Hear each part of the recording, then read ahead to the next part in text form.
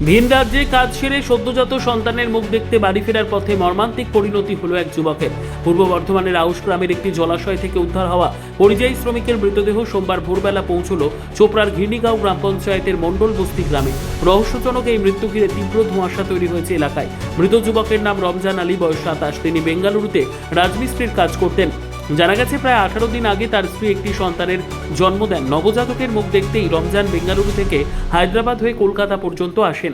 সেখান থেকে তার নিজের বাড়ি ফেরার কথা ছিল, কিন্তু গত শনিবার পূর্ব বর্ধমানের আউশগ্রাম এলাকার একটি জলাশয় থেকে তার মৃতদেহ উদ্ধার হয়। কী কারণে তার মৃত্যু হয়েছে তা এখনও স্পষ্ট নয়। পূর্ব বর্ধমানের আউশগ্রাম থানা থেকে খবর পেয়ে চোপড়া থানার পুলিশ রমজানের পরিবারের সঙ্গে যোগাযোগ করে।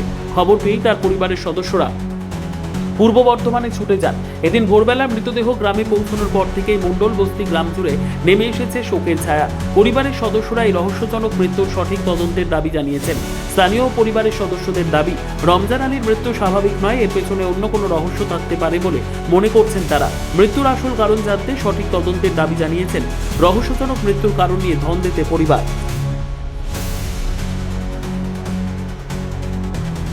শুক্রবার সকালে, রাত্রির বেলা তো কথা হয়ে গেছে। কবে জানতে পারলেন যে এই ঘটনা? শনিবার একটার সময়। ও কদিন ধরে কাজ করতো ব্যাঙ্গালোরে? অনেক দিন থেকে কাজ করে। ও তাহলে আজকে কি সেই মৃতদেহ নিয়ে আসা হলো? হ্যাঁ, আজকে নিয়ে আসা হলো। পুলিশের কাছে কি আশা করছেন এরকম যে একটা ঘটনা ঘটে গেছে?